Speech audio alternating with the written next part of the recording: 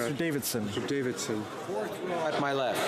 Mr. McGuire. Mr. McGuire. Mr. Kimmich. Mr. Kimmich. Mr. Calkins. Mr. Calkins. Mr. Jennis. Mr. Jennis. Mrs. Gallant. Mrs. Gallant. Mr. Dreeshen. Mr. Dreeshen. Mr. Cooper. Mr. Cooper. Mr. Albrecht. Mr. Albrecht. Mr. Arnold. Mr. Arnold. Mr. Generer. Mr. General. Mr. Gould. Mr. Gould. Third row at my left. Mr. Rota. Mr. Rota. Walter. Madame Bendayen. Madame Bendayen. Mr. Lobb. Mr. Lobb. Mr. Sorensen. Mr. Sorensen. Mr. Godet. Mr. Godet. Mr. Clark. Mr. Clark. Mr. Reed. Mr. Reed. Mr. Kiski. Mr. Kiski. Mrs. Wagenthal. Mrs. Wagenthal. Mr. Broussard. Mr. Broussard. Mr. Sweet. Mr. Sweet. Mr. Anderson. Mr. Anderson. Mr. Generou. Mr. Generou. Ms. Alislev. Ms. Alislev. Mr. Soroya. Mr. Soroya. Madame Boucher. Madame Boucher. Mr. Carey. Mr. Carey. Second row at my left. Mr. Rogers. Mr. Rogers. Ms. Yip. Ms. Yip. Mr. Nuttall. Mr. Nuttall. Mr. Barlow. Mr. Barlow. Mr. Bertod. Mr. Berthold. Mr. Martel. Mr. Martel. Mr. Paulus. Mr. Paulus. Mr. Albus. Mr. Albus. Mr. Chong. Mr. Chong. Mr. Richards. Mr. Richards. Mr. Workington. Mr. Workington. Mr. Strahl. Mr. Strahl. Mrs. Stubbs. Mrs. Stubbs. Ms. Harder. Ms. Harder. Mrs. Vecchio. Mrs. Vecchio. Mrs. Wong. Mrs. Wong. Mr. Abutayev. Mr. Abutayev. Mrs. Kuzi. Mrs. Kuzi. Mr. Kelly. Mr. Kelly. Mr. Lake. Mr. Lake. Row at my left. Mr. Nicholson. Mr. Nicholson. Ms. Finley. Ms. Finley. Ms. Gledoux. Ms. Gledoux. Mr. Allison. Mr. Allison. Mr. McColman. Mr. McColman. Mr. Kent. Mr. Kent. Mr. O'Toole. Mr. O'Toole. Mr. Reyes. Mr. Reyes. Ms. Bergen. Ms. Bergen. Mr. Podiev. Mr. Podiev. Mr. Deltel. Mr. Deltel. Mr. Fast. Mr. Fast. Ms. Rempel. Ms. Rempel. Mr. Blaney Belchas Levy. Mr. Blaney Belchas Levy. Mrs. McLeod Camus Thompson Caribou. Mrs. McLeod Camus Thompson Caribou.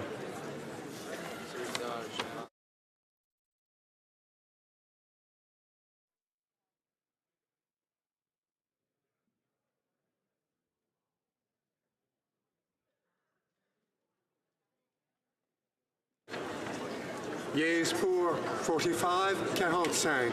Nays contre 237, 237. Declare the motion defeated.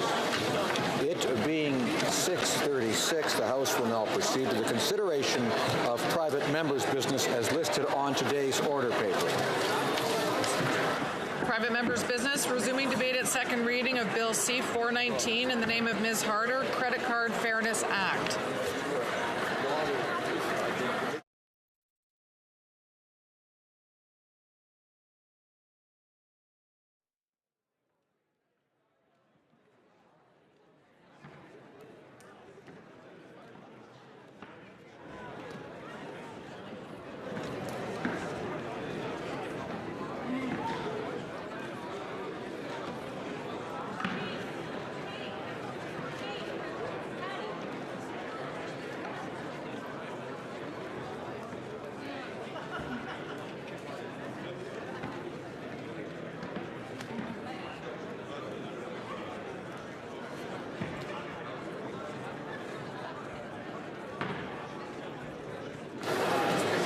I encourage members to take their conversations into the lobbies. The House is not concluded for the evening.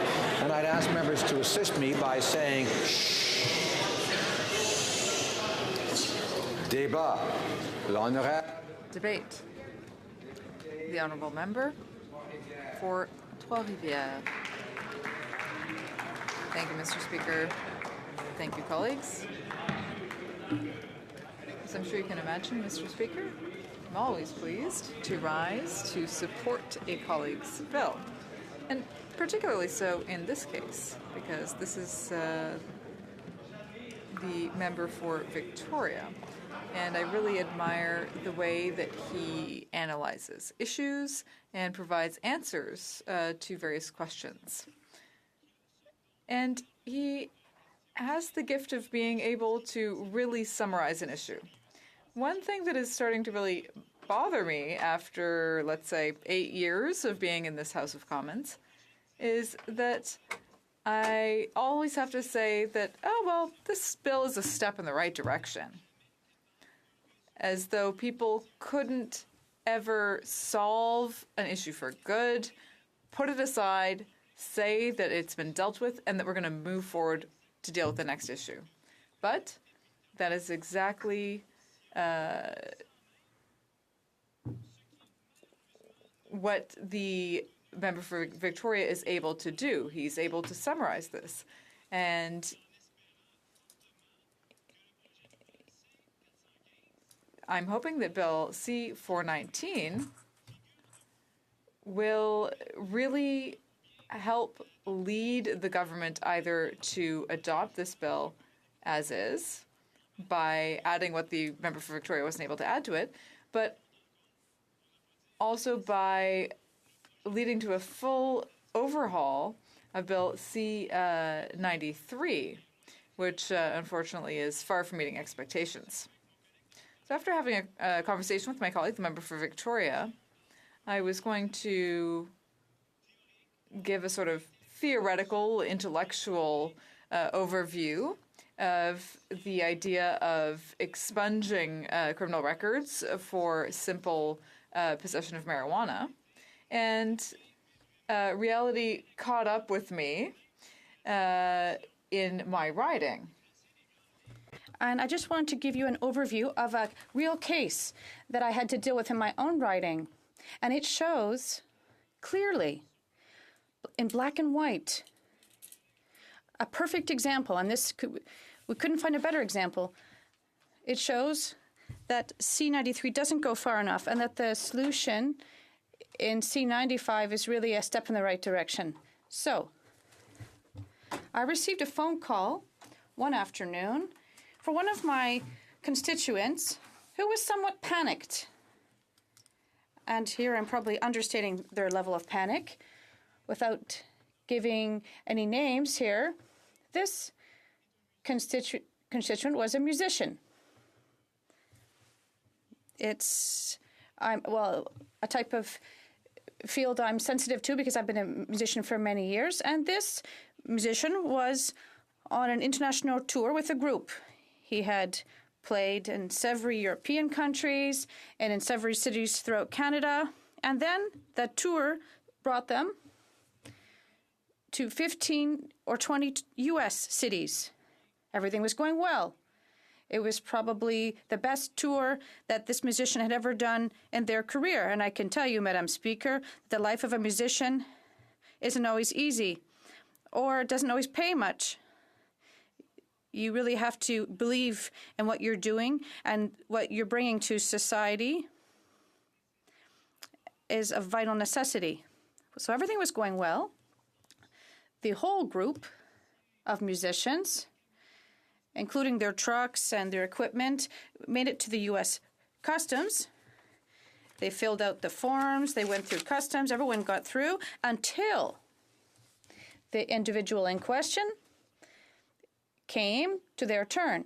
And in their file, they found they had an accusation of 25 years ago for simple possession of cannabis, 1 gram of cannabis.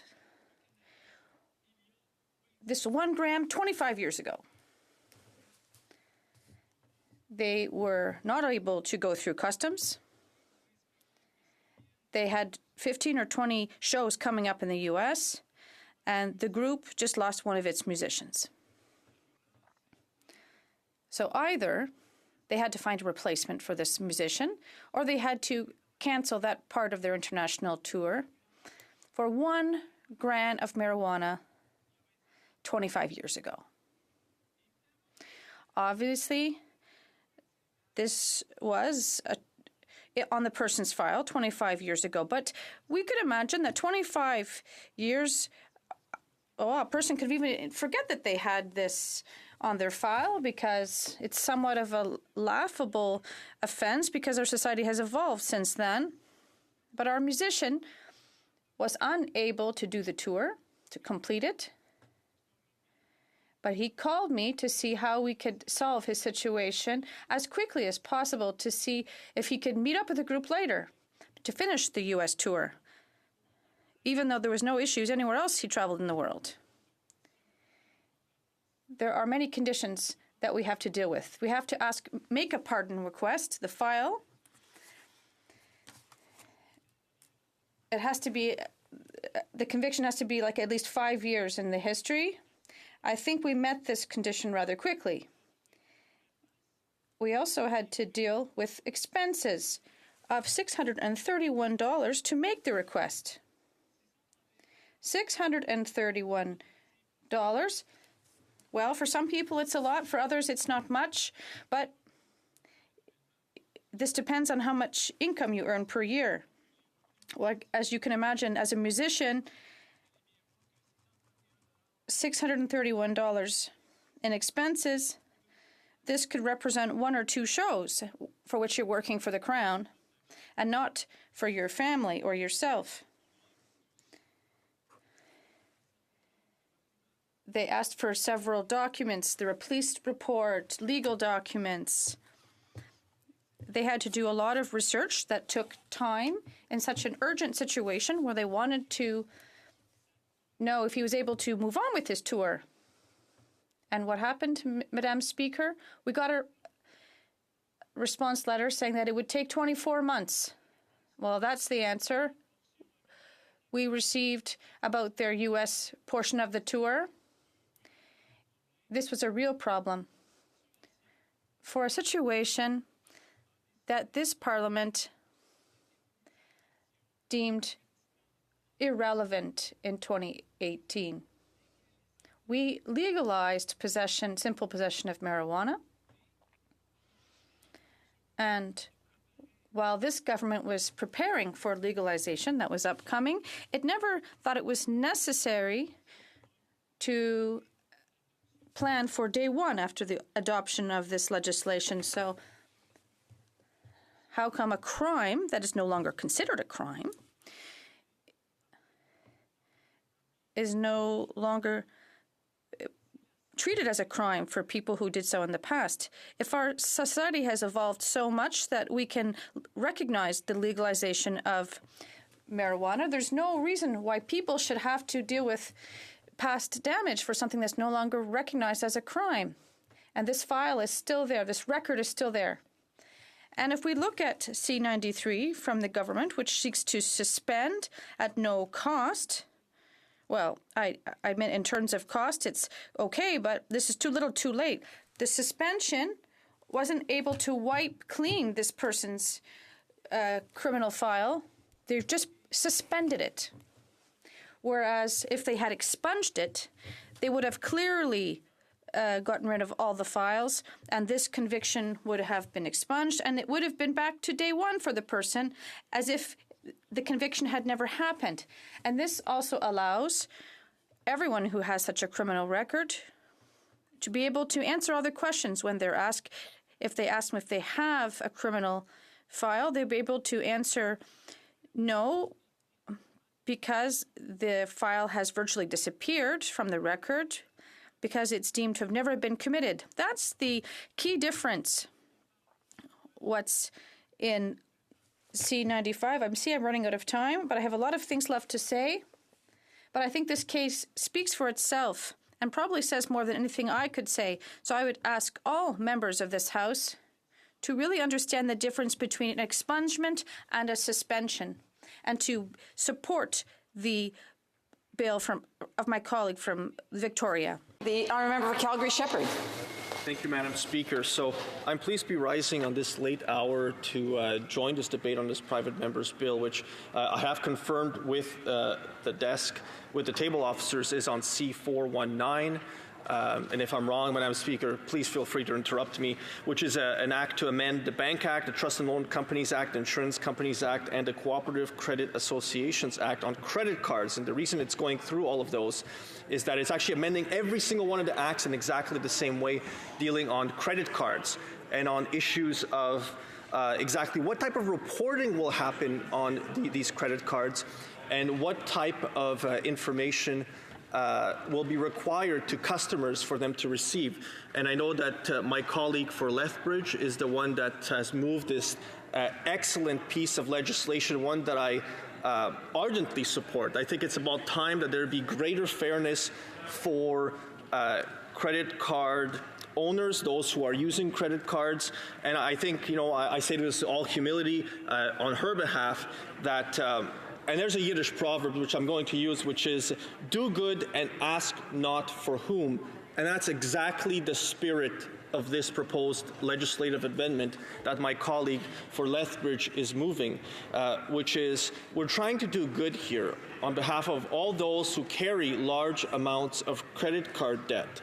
And we're not asking for whom the benefit will be received. We are simply wanting to provide more fairness for those who have to use credit cards on a daily basis, whether you're a student, whether you're a member of parliament, whether you're just a regular Canadian who has expenses and uses credit cards on a daily basis to make sure that you're paying for your expenses.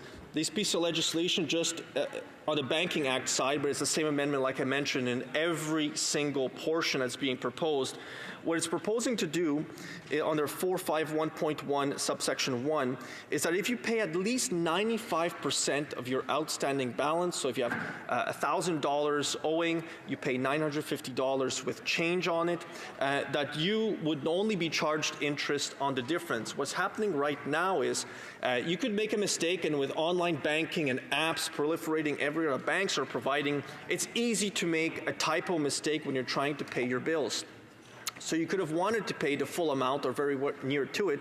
What people don't understand is if you don't pay the full amount owing, you're actually charged interest on the full amount. So on a $1,000 credit card bill, if you pay $950 right now, you'll be charged on $1,000 worth of interest. That's what's going to happen to you. And that could be 19.95%, 21.99%, whatever your credit card interest is. You're charged on the full amount, not on the amount still outstanding, but on the full amount. What this proposes to do is that if you're trying to pay 95% of it, that you would receive credit for that amount. It won't be owing. So I think it's a perfectly reasonable piece of legislation that gets to that point of fairness. It gets to the point where people who are honestly trying to pay off their full amount, perhaps they can't in that particular month, or perhaps, just like myself, they've made an error in their calculation on amount owing, or perhaps they've made a mistake as they're typing in on their app and trying to get the correct amount in. They're clicking next, thinking that it's perfectly fine. They make an honest mistake. They won't be charged interest on the full amount, in my example, the $1,000, but just on the difference that they have left outstanding on their bill. This bill also proposes for consent to be sought on any type of credit limit increases. That's section 451.3 subsection 1.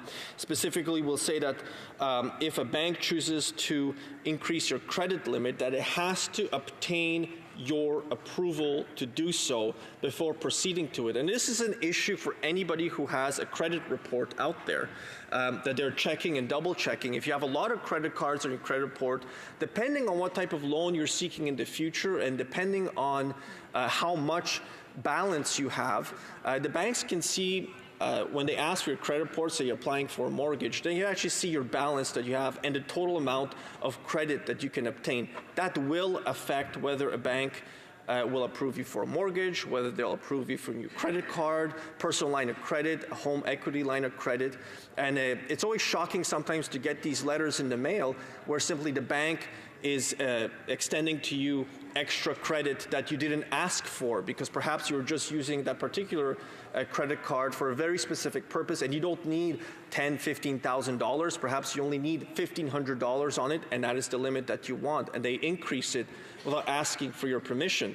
I've actually had it happen to me before, and I've had to ask them to lower it back down. Now, that's probably a nice problem to have for some, but for those of us who are trying to manage our credit reports and our credit rating scores, it's a bother. You have to reach out to the bank and have them then change it back to what it used to be. So this particular provision of the Act, which I like, and the subsection 2, which is a confirmation in writing, which I also like, I think gets to some of the problems around there where simply banks and issuers in general could just issue you credit limits that you don't want. I've actually had it happen in the past where my, at the time, 8-year-old son was issued a notice that he was eligible for a credit card for $500. I don't know how they got the information, and they must have gummed it up in their databases. But I had to call the bank to inform them, in fact, that my young Maximilian should not be eligible for a $500 credit card because although he was a student, he wasn't a university student, and that probably they didn't mean to send it to him. And in fact, they apologized. It was an error, and we had a good laugh about it with the customer service agent on the phone. But those types of situations should not be happening, of course. And parents should not have to be calling the banks to double check with them, like, how did you get their information and why did you make such an error? I think this legislation is timely. Like I mentioned, Madam Speaker, we should be doing good here and not asking for whom. So there is no lobby out there asking for this credit limit rules to be imposed. There is no, I think, lobby out there asking for the changes proposed in this piece of legislation. But I think the member for Lethbridge is simply going after fairness for the general population. It's a diluted benefit across the entire Canadian population. all those consumers who are using a credit card. Many consumers in Canada prefer to use debit, and I know why. I sometimes rely on my debit card as well, but this is for all those who are using a credit card, regardless of who the issuer is, to make sure if you're trying to get close to paying your total amount, 95% in this case of your outstanding balance owing, that you won't be charged interest on the full amount because you didn't pay it off. And it's there in the terms of references. And you know, we're all like this. And I know, like, I'll be the first one to tell you, I have never read my iTunes user agreement. I'm going to admit to that. I've never read it. I just click OK every single time. I know the member from Kingston Island says what? I trust that he's read it. I know he has. I have gone through the Netflix one just out of sheer curiosity what is on there. But many of us simply click OK and we move on. Like, we're all guilty of this. But I have read my credit card rules and the little sub-points that they have in them. And I did it before I became a member of parliament and afterwards especially because I realized very quickly how much of our expenses are actually run through our offices. And I had to ask for 5 credit card limit increases because so many of our expenses actually are run through our credit cards. I don't know if other members have this experience, but many of our expenses are. So I carry a balance month to month. And I'm fortunate that I can pay it off every single month. And it's a practice that my parents put onto me. For those of us who are unable to do so, for those of us who do have, you know, those typo mistakes, and I know I've made a few expensive typo mistakes in 2018 that cost me very dearly in interest on them. For those of us who are getting closer to that 95% that the member for Lethbridge is proposing, this is a reasonable legislative change that will do good. And we're not asking for whom, because you know all credit card users across Canada will benefit for this legislative change. So I would hope that it would find support on both sides of the House, that we could take this to committee, and then to have a thorough review of the consequences of doing such a legislative change. And again, Madam Speaker, you give me notice I have less than a minute left. I think in this case, again, more information for credit card holders, more control for credit card holders, and again, fairness on the side of how much interest you're paying when you are trying to pay off the total amount owing on your account balance is a good thing. It's a good thing for Canadian credit card users, and it's a good thing. We would do good, and we won't ask for whom, Madam Speaker, so I'm imploring all members of the House to support this important piece of legislation brought forward from my colleague from Lethbridge. Thank you. Resuming debate, the Honourable Parliamentary Secretary for the Minister of Finance. Madam Speaker, thank you for giving me the opportunity to speak to Bill C-419, the Credit Card Fairness Act. Thank you also to the member for Lethbridge, who has allowed us to talk about fairness, transparency, and protection of consumers of financial services. These files are important for our government, and I'm happy to see that the member shares our concerns, which has concerned us since the beginning of our mandate. Canadians know that it's not always easy to manage relationships with their banks and other financial institutions, and this is why our government makes sure year after year that we have rigorous protection standards in place to reassure Canadians when they make transactions and make decisions about products and financial services. Proposals for the credit card products in this bill, Bill C-419, as presented, could harm or confuse Canadians. As I will describe, our government has introduced a number of new consumer protection measures in the Budget Implementation Act 2018, number 2, or Bill C-86, to further empower and protect financial consumers of credit card products. In fact, with the new set of rules to protect Canadians when dealing with their banks, our government has put in place the most significant change since the creation of the Financial Consumer Agency of Canada in 2001. Further, the Financial Consumer Agency of Canada, or FCAC, has a number of tools available to raise awareness of credit card and consumer debt issues and is continually working to improve the financial literacy of Canadians. However, the bill proposes that a cardholder that leaves as much as 5% of their balance unpaid in a month would pay reduced interest. This type of measure could encourage Canadians to carry balance on their credit card amount and increase credit card indebtedness. In contrast, existing credit card rules encourage Canadians to use credit cards responsibly. Borrowers that pay off their entire balance monthly benefit from a 21-day interest-free grace period. This incentivizes Canadians to pay their credit card bills in full without incurring interest costs. Also, some specific measures are already in place protecting consumers and can be found in the Bank Act, as they've already been introduced as part of the comprehensive package of measures included in our government's most recent Budget Implementation Act No. 2, Bill C-86, that received royal assent on December 13, 2018. For example, Bill C-419 proposes to require a bank to obtain express consent from the consumer prior to increasing the credit limit on a credit card account and provide written confirmation in cases of oral consent. This requirement is already provided for in the existing protections. The bill also proposes to require specific information disclosures in credit card advertisements, including the annual rate of interest. This is largely duplicative of the existing requirements, including the requirement to disclose in advertisements the annual rate of interest and non-interest charges. On another front, some of the proposals could confuse or harm Canadians. They would go against the spirit of our reforms in last year's BIA to protect consumers when dealing with their banks. Madam Speaker, our government has taken concrete actions with Bill C-86 to strengthen consumers' rights and better address their interests when dealing with their banks. Our government also introduced measures to improve the ability of the Financial Consumer Agency of Canada to protect consumers. The legislation received royal assent in December 2018 and included 60 new or enhanced measures to protect bank consumers. Ces mesures incluent These measures include, for example, a requirement that banks put in place policies to ensure that consumers receive the products and services suiting their situation. The requirement that banks warn consumers at risk of incurring additional fees and inform them of the steps to take to avoid them.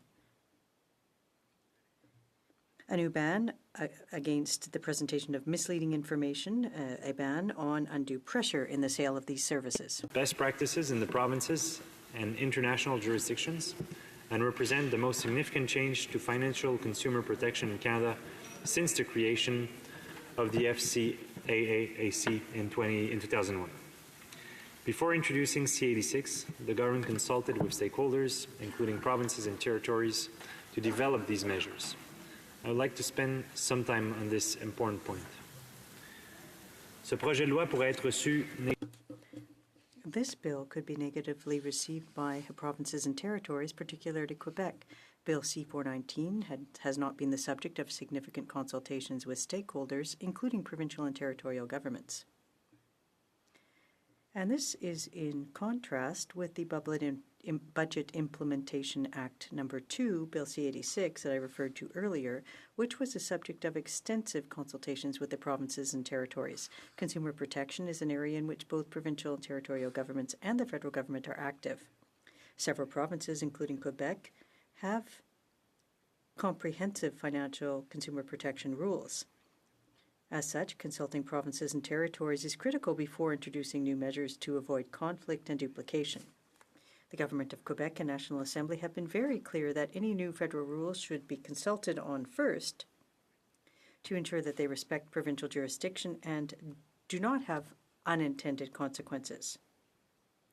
And I think that's a lesson that we all in this House learned initially, and the opposition as well, and I think that that is something that needs to be emphasized. We need to ensure that there are extensive consultations with the provinces and the territories before moving ahead with something like this. Furthermore, engagement with key stakeholders such as consumer groups is necessary to avoid unintended harm for consumers. Part of what the government is doing to protect Canadians' interests. The list of measures I've described in BIA.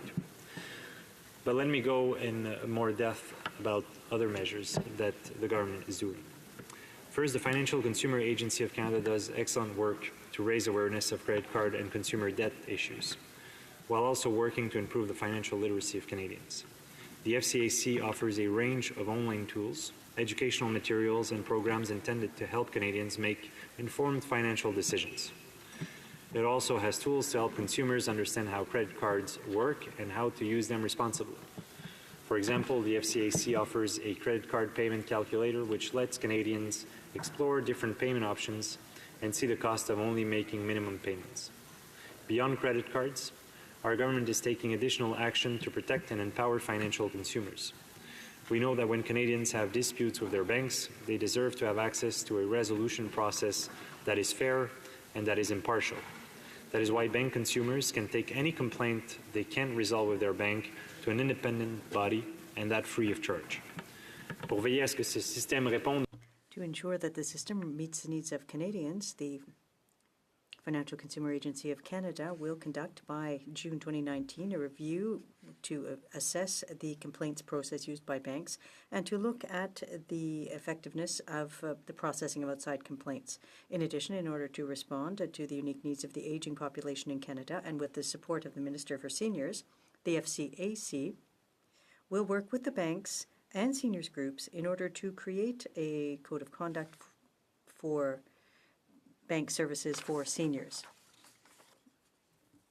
Recent measures that the government has taken have a solid basis and are intended to strengthen protection for consumers in conjunction with industry, civil society, the provinces and the territories.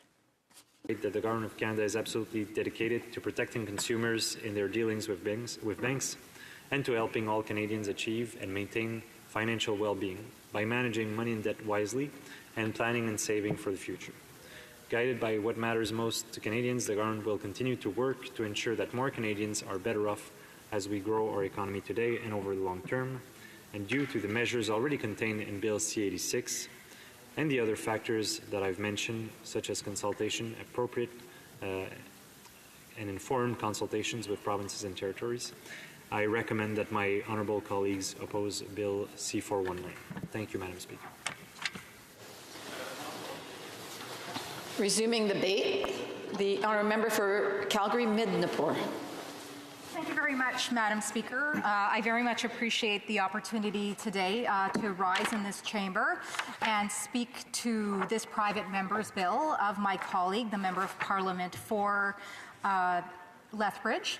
And I want to reiterate something that my colleague previously said, I should say the Honourable Member for Calgary-Shepherd, and that is that I do believe here that the intention of the member for Lethbridge is to help Canadians to get ahead and to help Canadians to stay ahead, something that we have not seen the government of the day assist in doing, and that is helping Canadians to get ahead and to stay ahead. So for that, I'm very proud to stand today and to support this piece of legislation.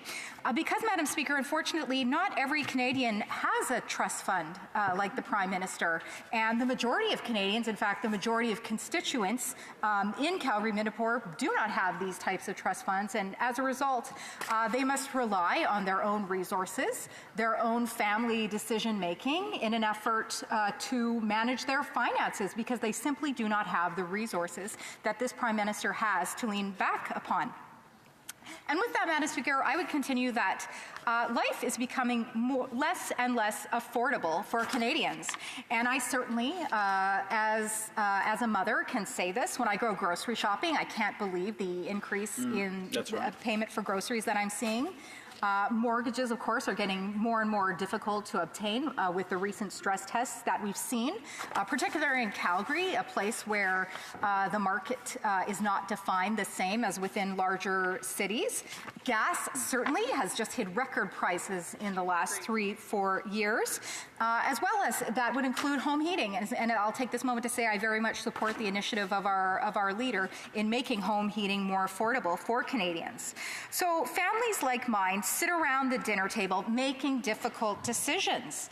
Will they be able to enroll their son or daughter in gymnastics? Will they be able to enroll their son or daughter in hockey? Is there enough money to have meat every day of the week? Probably not. And that is because this Liberal government is not helping in making life more affordable for Canadians. And I would also include with that, Madam Speaker, the carbon tax. The carbon tax, which we are seeing many provinces across the country refuting. Saskatchewan, of course, where my father is from, Manitoba, as well as Ontario is refuting this carbon tax. And God willing, Madam Speaker, I hope that we have a new United Conservative Party government in Alberta on Tuesday with the previous member of Calgary-Minipore, whose footsteps I'm so proud to follow in. That's right. So, definitely, Madam Speaker, Canadians do not want a life that is more expensive. They want a life that is aspirational and attainable. And what they really want, Madam Speaker, is fairness and is transparency. And might I add, Madam Speaker, that's not that we're seeing this at all recently from the government of the day as well. But I will say that this Credit Card Fairness Act does promote these principles, and I will review them once again, Madam Speaker. So, the Credit Card Fairness Act will mandate that if a card holder pays more than 95% of the outstanding balance before the payment due date, the bank cannot change interest on the amount paid on or before the due date. The bank can only charge interest on the amount outstanding after the due date. Number two, will ensure that payments made by credit card holders are applied to balances with the highest interest rate first before being applied to balances at a lower interest rate. Number three, it will require banks to disclose on the monthly statement how much interest the cardholder has paid in the previous 12 months. Number four, it will require that marketing materials prominently communicate the annual fee, annual interest rate, and the period of time until the introductory rate ends, along with the interest rates that will apply following that period. Number five, it will prohibit banks from increasing interest rates retroactively on the cardholder's outstanding balance owing. Number six, it will require banks to provide an online mechanism for consumers to cancel their credit cards and or decrease their credit limit. As my colleague, the Honourable Member for Calgary-Shepherd, mentioned, it is not uncommon to receive a notice in the mail that you have the opportunity or in fact your credit limit has been increased. And number seven, legislate that banks must obtain consent before increasing a card holder's credit limit. So as I said, this is something definitely that promotes just better financial management for families across Canada. Because, Madam Speaker, families need to have full information when making financial decisions for their families. You know, I need not remind you, Madam Speaker, that household debt at present is 170% of disposable income. That means that most Canadians owe $1.70 for every dollar after tax earnings, for a total of $1.83 trillion, Madam Speaker, of household debt. Incredible, or an average of $22,800 per Canadian. So I really believe that the member from Lethbridge is making this sincere and humble attempt to help families across Canada as they face these difficult decisions, as they face this financial crisis, as I said, which is not being assisted by the government of the day as they make their financial decisions. And, you know, every family in Canada goes through the process of making these decisions. Home renovations, I know. Many homes in Calgary come with undeveloped basements. You know, this is a significant investment if a family decides that they are going to renovate their home. A new car, Madam Speaker, is another significant investment. Vacations certainly these are all difficult decisions that Canadian families have to make relative to their finances. And, Madam Speaker, the Member of Parliament for Lethbridge is just trying to help these families, manage their finances. And with that, Madam Speaker, I'll also mention what a fan I am of just financial literacy for Canadians. I want to recognize a special constituent of mine, Shamez Kassem. He is a financial planner within my riding. He has an annual financial planning summit for women, which twice now I've been the keynote speaker. And so, you know what? That's another reason that I support this piece of legislation, Madam Speaker, is that I believe in financial literacy for women, because women, wives, mothers are a major part of running finances within a family. So I definitely believe that the member from Lethbridge is helping families in having this legislation.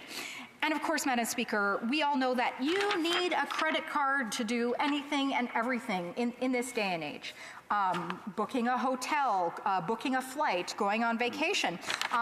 In fact, today I used my credit card in an effort to make a payment for my son's birthday party. We're going to a Roughnecks game. I'm really looking forward to that here at the end of April. My newspaper, which I am very proud to receive, I receive every day on my front porch. I look forward to that. My horoscope and also the news, the Calgary Sun. This goes on my credit card. So again, I really applaud the honourable member from Lethbridge for putting forward this legislation.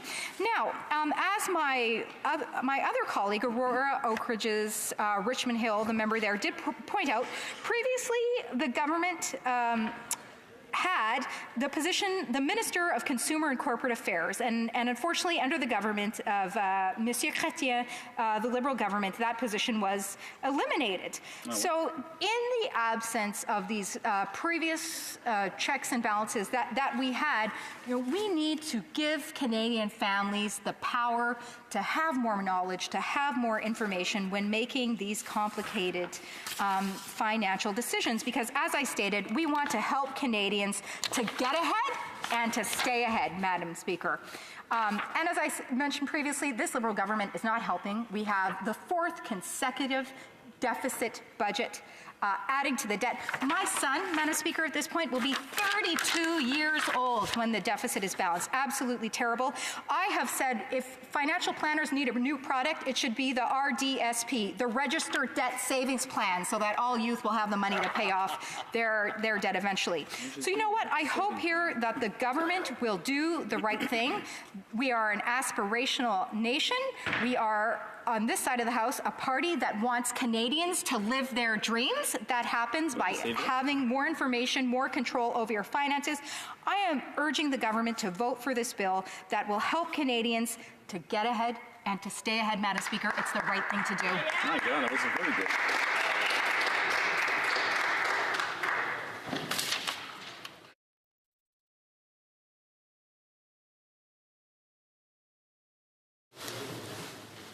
Resuming debate, reprise de débat.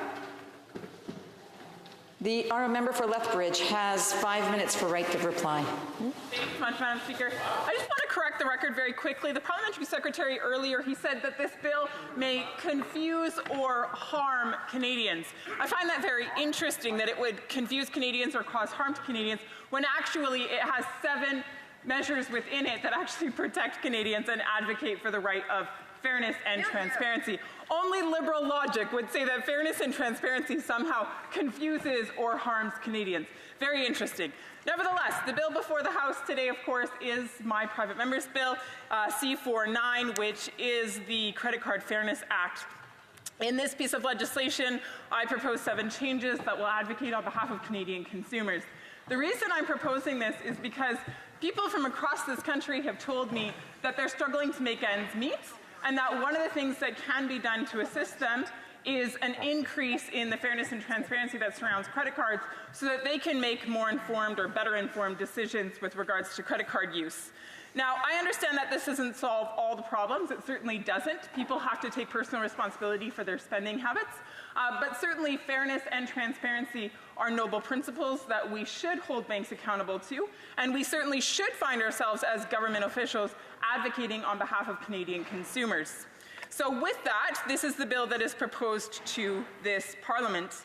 Now, it's important for a couple of reasons. One, every single person in Canada, or nearly every single person in Canada, has a credit card. We use it for Amazon purchases, we use it for an Uber ride, we use it to book a plane ticket or a hotel room.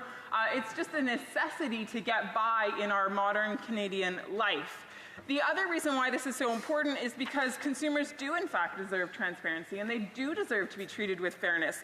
And at the end of the day, it is difficult when you're dealing with something as complex as the Bank Act to represent yourself as a consumer or advocate for change. And so consumers rely on government officials, those in this House, to advocate on their behalf when in fact they find themselves in this tight situation where it's difficult to create change on their own initiative. And so it is right for governments to insist that banks be fair and be transparent. It is right because these banks hold people's money and therefore they hold a lot of power. And those of us in this House have the responsibility to push back on that and to make sure that laws are abided by. Now, the 7 reforms within this piece of legislation, I would like to outline them very briefly.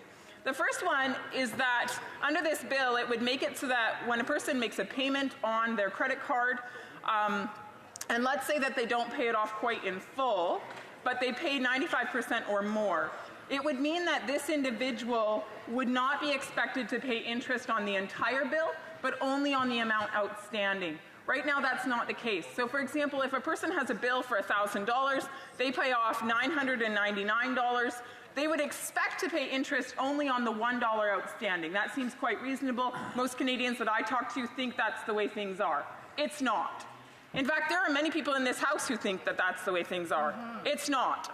Instead, you pay $999 off your bill, you pay interest on the entire $1,000 of your original, not the $1 outstanding. So let's be really clear there, and let's make some changes and make that more fair. Number 2, if a cardholder has a high interest debt and a low interest debt, it would be reasonable for the amount that the cardholder pays on their bill to be applied to the highest interest first. Right now, banks take advantage of that a little bit. They like to put it towards the lower amount, helps them collect further money. I think that's unfair. I want to advocate on behalf of the consumer, so I think entirely 100% of their payment should go towards the highest interest first. This will also require banks to disclose the amount of interest that they pay on their monthly statement. It will also require credit card advertisements and marketing materials to properly display all of the information in bold print, not fine print. Number 5, it will prohibit credit card companies from increasing interest rates retroactively, in other words, on money already spent. That seems fair. Number 6, it will require credit card companies to provide an online mechanism by which a person can cancel their credit card. Also fair. Number 7, it would legislate that credit card companies cannot automatically increase a cardholder's limit, which is very important for consumer protection. Madam Speaker, I'm wrapping up right now, and so in wrapping up, in conclusion, I would ask for the support of this House to bring fairness and transparency to credit card consumers. Yay! The question's as follows. Ms. Harder, seconded by Ms. Kusi, move that Bill 419, an act to amend the Bank Act, the Trust and Loan Companies Act, the Insurance Companies Act, and the Cooperative Credit Associations Act, credit cards, be now read a second time and referred to the Standing Committee on Finance. It's the pleasure of the House to adopt the motion. All those in favor of the motion will please say yay. All those opposed will please say nay. In my opinion, the nays have it. Pursuant to Standing Order 93, the Recorded Division stands deferred until Wednesday, May 1st, 2019, immediately before the time provided for private members' business. In accordance with Standing Order 38, a motion to adjourn the House is deemed to have been made and seconded at this time. Therefore, the question is that this House do now adjourn. The Honourable Member for Vancouver East. 82nd anniversary of the Nanjing Massacre. On November 30th, 2017, I asked the Prime Minister if he will set December 13th as Nanjing Massacre Commemorative Day to mark the 80th anniversary of the horrific events. Since then, with the support of diverse community leaders, I've campaigned for an entire year, raising awareness and collecting signatures to support this endeavor. Over the course of the year, we collected over tens of thousands of signatures from Canadian citizens and residents. The petitioners call for the government to declare December 13th Nanjing Massacre Commemorative Day each year. The commemoration of the Nanjing Massacre is about the formal recognition of atrocities, learning from history, and paying tribute to those impacted. If we can learn from history and commit ourselves to preventing it from happening again, humanity benefits. The treatment of Yazidi women in northern Iraq shows the large-scale, systemic sexual violence continues to be used as a tactic to assert power, dominance, and to dehumanize people and attack their identity. We must recognize that these atrocities now and to act to end those that are currently underway. It is estimated that there that as many as 300,000 people were killed in the Nanjing massacre. Another 200,000 women, girls from Korea, China, Japan, Burma, Indonesia, the Philippines, and other occupied territories in Asia were tricked, kidnapped, or coerced by the Japanese Imperial Army into sexual slavery, serving as comfort women. Currently, the UN recognizes 19 countries in conflict where sexual violence is used as a weapon of war. Canada has a rich humanitarian tradition of advocating for peace and recognizing global atrocities in which women and children are often brutal casualties of war and armed conflicts. That's why I moved the unanimous consent motion on November 28, 2018 to declare December 13th every year as Nanjing Massacre Commemorative Day.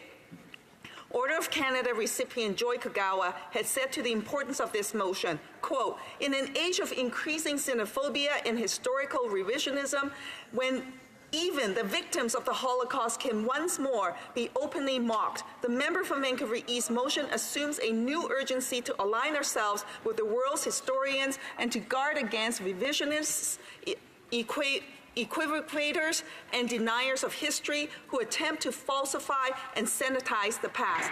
Our humanity depends on recognizing our capacity for barbarity. It was extremely disappointing that the motion had failed. Back on November 30th, 2017, I asked if the government would proclaim December 13th as Nanjing Massacre Commemorative Day. I received an encouraging answer from the former Minister of Canadian Heritage, as she offered to work with me to achieve this goal. I followed up with the minister, and she informed me that the issue falls in the jurisdiction of the Minister of Foreign Affairs. Then I wrote to the Minister of Foreign Affairs, who asked me to work with her Chief of Staff. Subsequently, I was advised that, in fact, the matter should be dealt with by the Minister of Heritage. I then went back to the Minister of Heritage, at which point she advised that it would not be possible to have the declaration made by December 13, 2017. Even though the window had closed for 2017, I campaigned for a full year, speaking with countless Canadians face-to-face across the country, and finally collecting tens of thousands of signatures, which I brought to the House on November 28, 2018. Needless to say, I was deeply disappointed that my unanimous consent motion failed. While the message I received from the Liberal government had been positive, however, when it came down to it, for the vote, I was taken aback to learn that the Liberal MPs had actually voted against the motion. And Madam Speaker, when I moved the motion for the first time, the motion did not pass, and the Speaker at the time, in an unprecedented way, noted that the member from Sherbrooke Park, Port Saskatchewan, voted against it. But, you know, at the end of the day, the government members also didn't vote for this motion, Madam Speaker. Another time. I'm sure she'll be able to add to her next allotted time slot. The Honourable Parliamentary Secretary to the Minister of Canadian Heritage and Multiculturalism. Madam Speaker, our government recognizes and commemorates various tragedies that happened during the very chaotic time of the Second World War. These terrible incidents remind us that we need to remain committed to promoting peace, multiculturalism, inclusivity, and respect for diversity. What occurred in Nanjing on December 13th, 1937 was a horrible moment in human history. It reminds us that we need to remain constantly vigilant about the dangers of all forms of hatred, discrimination, and violence. That it's all too easy to be blinded by hate to the detriment of human rights. Our government acknowledges and understands the values of learning and being cognizant of atrocities that have been inflicted on international communities, as these horrific moments give us insight into preventing such incidents in the future. Canadians know that we need to continue to remember the tragedies of the Second World War, like the Nanjing Massacre, and we need to remember their impact on our communities. The Government of Canada is committed to advancing human rights and gender equality. It has recognized the Universal Declaration of Human Rights, which states that all peoples have inalienable rights, including the right to equality, freedom from discrimination, personal security, and freedom from torture and degrading treatment. The declaration that was inspiration behind our own Canadian Charter of Rights and Freedoms. In December of 2017, federal, provincial, and territorial ministers responsible for human rights met for the first time in 29 years to discuss ways that Canada can remain an international leader in this area. Madam Speaker, our government is committed. The government's commitment to diversity and inclusion is unwavering, and we will continue to work toward promoting these principles. Together, we must work to ensure that lessons afforded us by history will continue to guide our actions in the future. Thank you, Madam Speaker. The honourable member for Vancouver East. Madam Speaker, the member from Sherwood Park, Port Saskatchewan, voted against it at the time. I then spoke with him afterwards, and he told me that that was a mistake. And then I spoke with the Conservative House Leader, and she informed me that they would not oppose the motion. I learned later on that night from the member, I learned later on that night that the Member of Parliament for Scarborough North has sent an email to stakeholders indicating that the Prime Minister's office did not oppose this motion. With this knowledge, Madam Speaker, and the confirmation from the Conservatives that they would also not oppose this motion, I moved that motion again the next day. And to my dismay, my motion was blocked again, and this time it was clear that it was the Liberal members who voted against this motion. My question to them is this: why? Why did they vote against this so that we cannot ensure this commemoration is done to reinforce the principle of never again? The Honourable Parliamentary Secretary to the Minister of Canadian Heritage and Multiculturalism. Madam Speaker, the Government of Canada recognizes and respects the unique history of all Canadians as it reflects the rich social fabric of our country and makes us stronger. Because diversity is at the heart of who we are as Canadians, we will continue to work to ensure that the histories of all Canadians are valued and shared. Thank you, Madam Speaker. The Honourable Member for Drummond. Thank you, Madam Speaker. It's always an honour for me to rise to continue to defend Franco-Ontarians. I want to mention that I will continue to be calling for the linguistic rights all across Canada. The rights of Francophones and Anglophone minority rights in Quebec will be respected. On November 28th, I asked the Liberal government a question about Franco-Ontarians and about the cuts imposed on that linguistic minority in the country.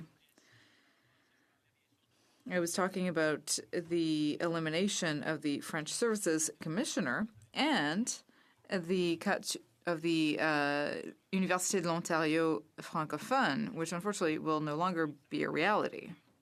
This really hit the Francophone community in Ontario hard, and it also affected communities all across the country. I think it's important to have meetings between party leaders to discuss minority rights. That happened, and I think that was the minimum that could have been done in that time. What we really need is a federal, provincial, territorial forum where premiers and the Prime Minister can talk about official languages. We're celebrating the 50th anniversary of the Official Languages Act this year, and so I think that's one more reason to do that. I'd also like to talk about the Anglophone community of Drummond. Education plays a very important role in the development of official language minority communities. The city of Drummondville supports the building of a new Anglophone primary school. And I want to talk about how dynamic and vital the Anglophone community in the Drummond area is. Recently, I attended a really great artistic project that brought together different generations from the Drummond area, from the local senior center, and from the local elementary school. Local artists participated in this project, where the young and old collaborated to create special artistic projects. I want to thank Nancy Ketchbach, a teacher, and a special artistic guest. And on the subject of education and the role it plays in our communities, I want to invite citizens of the Greater Drummond area to visit the expo Once Upon a Time, the history of Anglophone schools in Drummondville. It's an exhibition organized by the Drummond History Society. It tells some of the story of the Anglophone community in Drummondville. And I want to mention the exceptional work of the entire team from the Drummond History Society, which is directed by Geneviève Béliveau.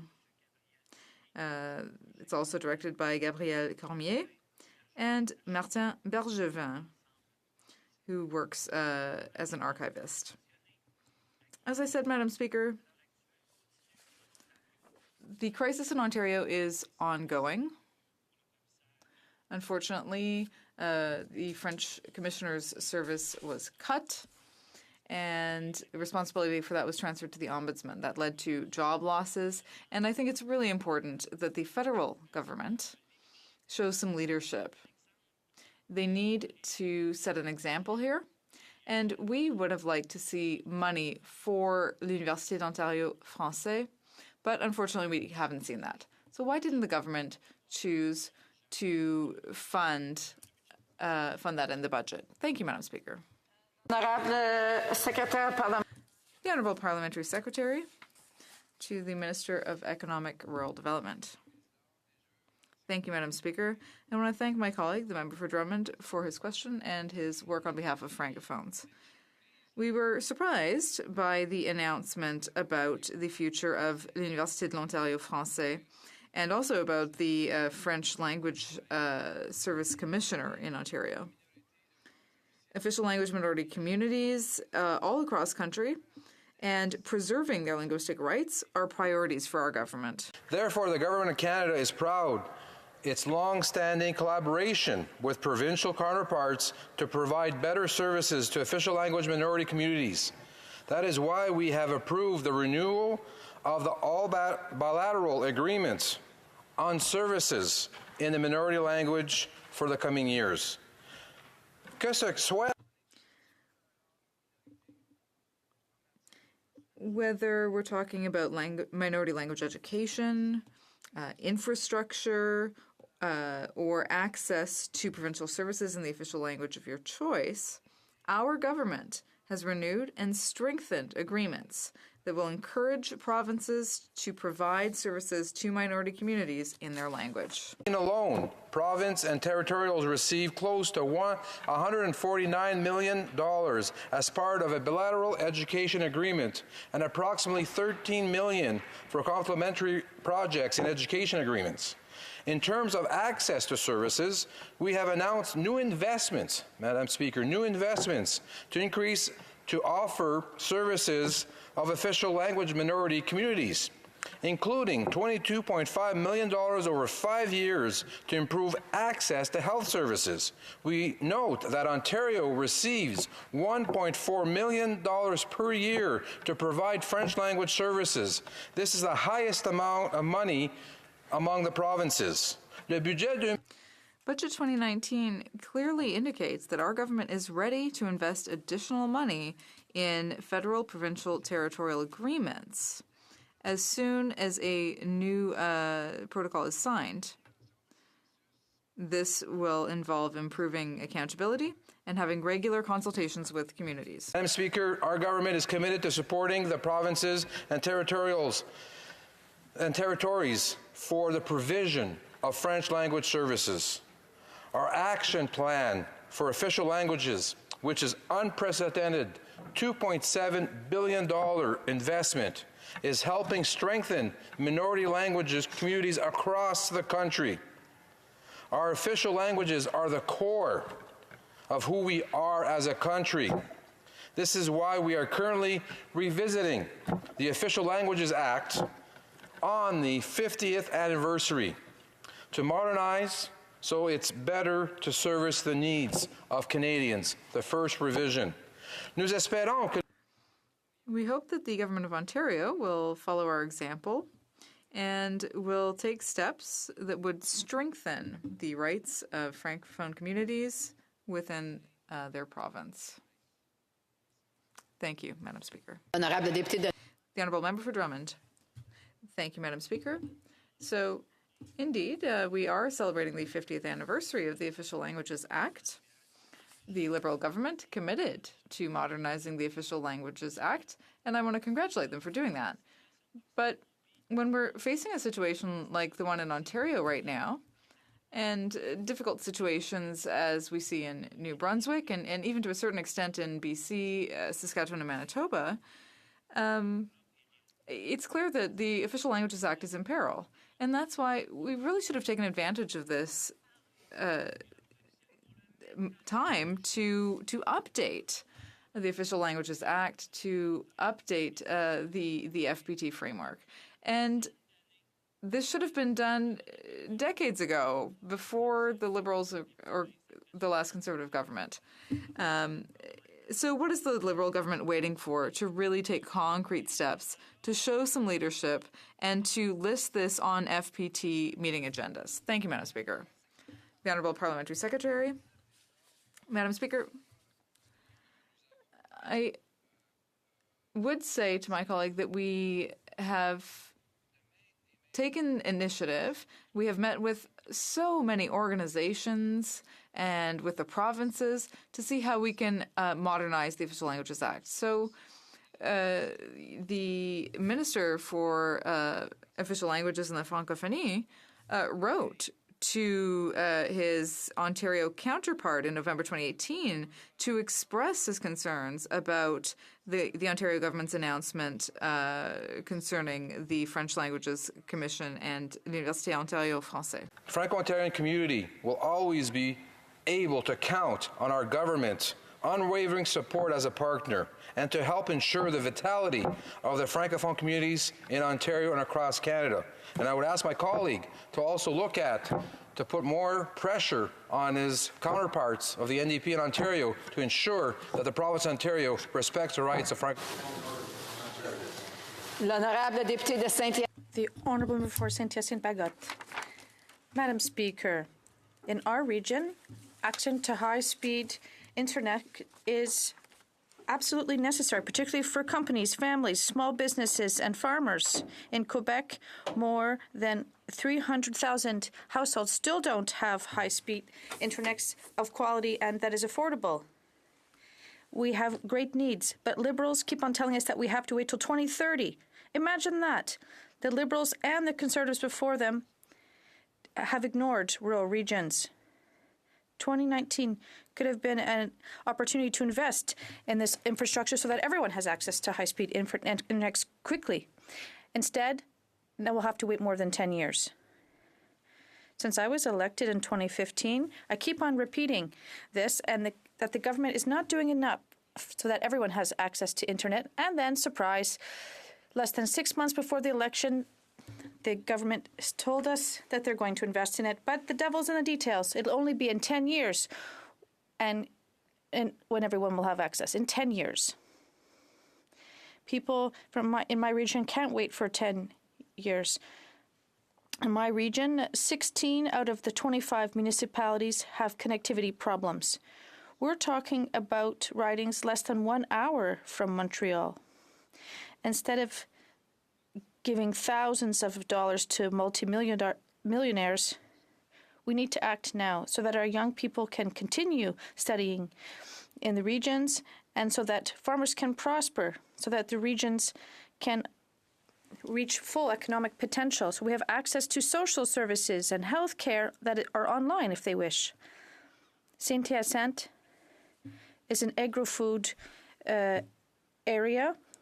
Farmers and people want to have cutting-edge technologies, but we have to give them the means to attain them.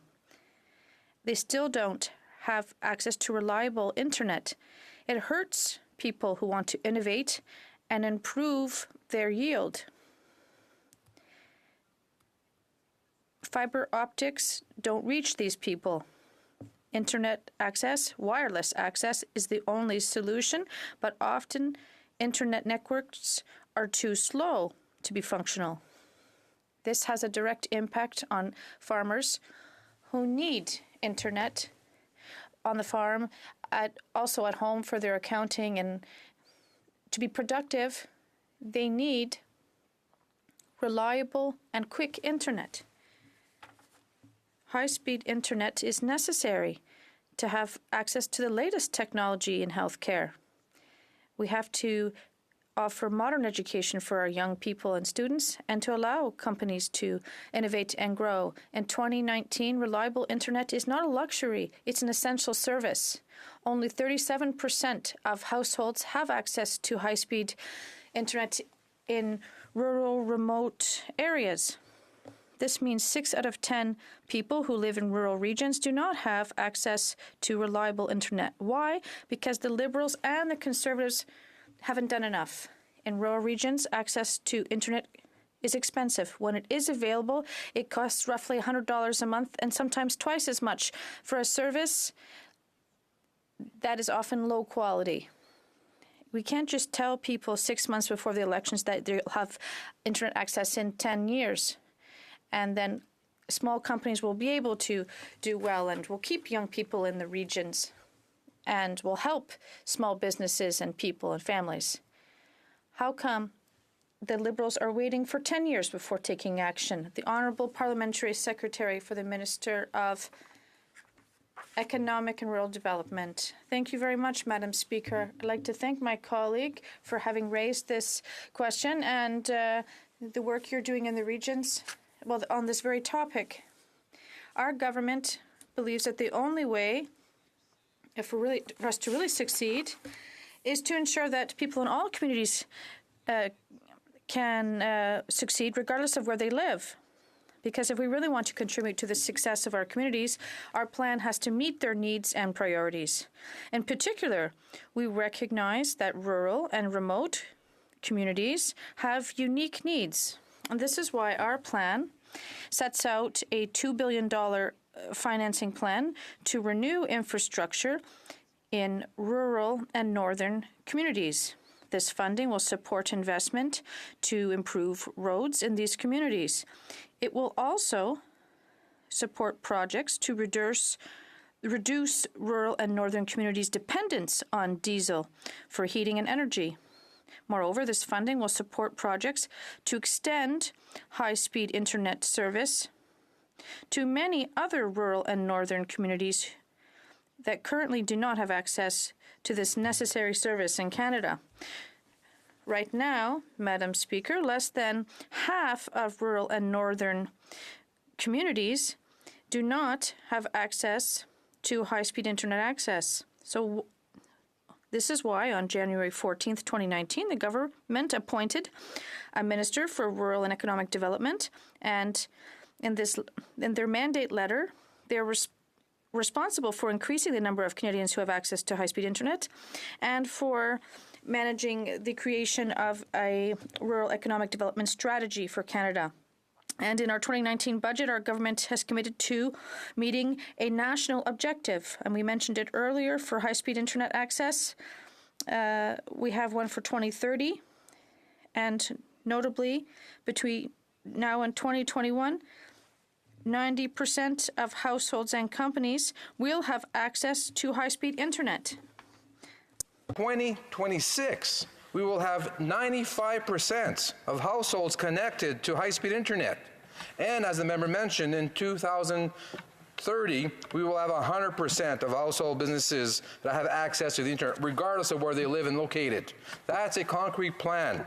And to meet these targets, Budget 2019 is proposing to provide $1.7 billion over that time to establish a new national internet program called Universal Broadband Fund. This fund includes a top-up to the existing Connect to Innovate program, and it will extend the high-speed access to remote areas across the country by laying more fiber and by using signals like beaming through low Earth orbit satellite, which is necessary. Madam Speaker, this technology will ensure that the reliable internet access reaches more of all of Canadians. And furthermore, we will be adding $11 million for Statistics Canada to survey and measure on the households and businesses on the use of internet. Because the best way to know where Canada needs to be is to understand where it stands. And the government can't do this alone. This is why we're going to partner with municipalities, with the private sector, with the provinces, Indigenous communities, public institutions, and not-for-profit organizations.